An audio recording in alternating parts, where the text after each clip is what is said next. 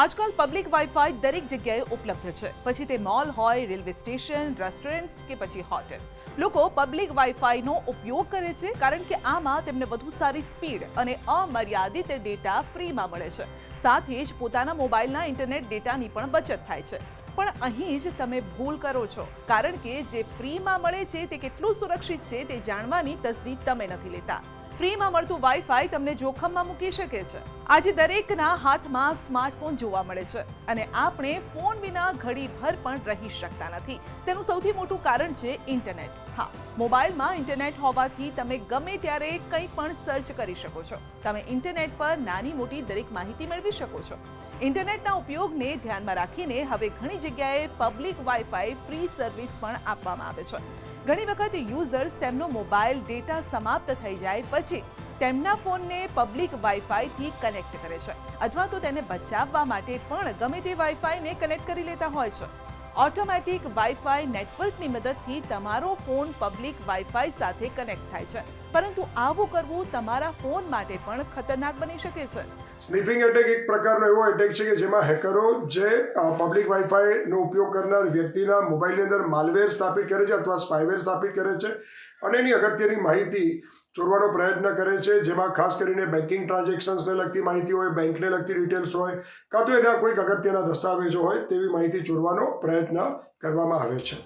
માટે ધ્યાન રાખો, જ્યારે પણ તમે સાર્વજનિક વાઈફાઈનો ઉપયોગ કરો છો ત્યારે હંમેશા વિશ્વસનીય નેટવર્કનો ઉપયોગ કરો. ઘણી વખત સ્કેમર્સ વપરાશકર્તાઓના ડેટાની ચોરી કરવા માટે તેમના હોટસ્પોટનું નામ વાઈફાઈ તરીકે સેટ કરે છે, અને જ્યારે પણ વપરાશકર્તા આ નેટવર્ક સાથે જોડાય છે ત્યારે હેકર્સ તેનો અંગત ડેટા હેક કરી લે છે.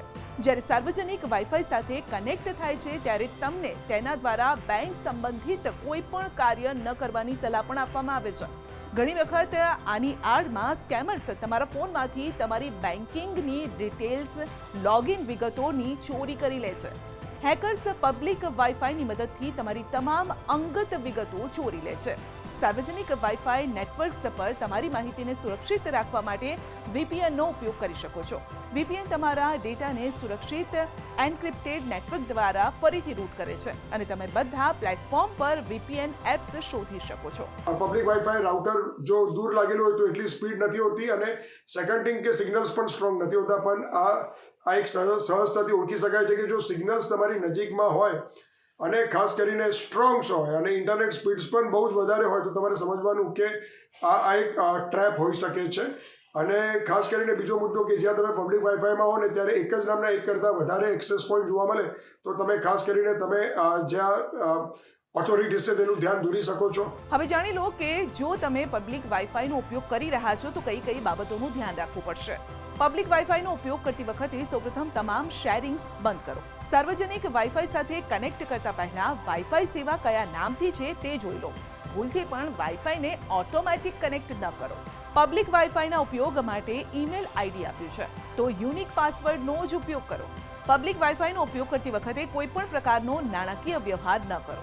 હેકર્સ તમારી અંગત માહિતી હેક કરી શકે છે.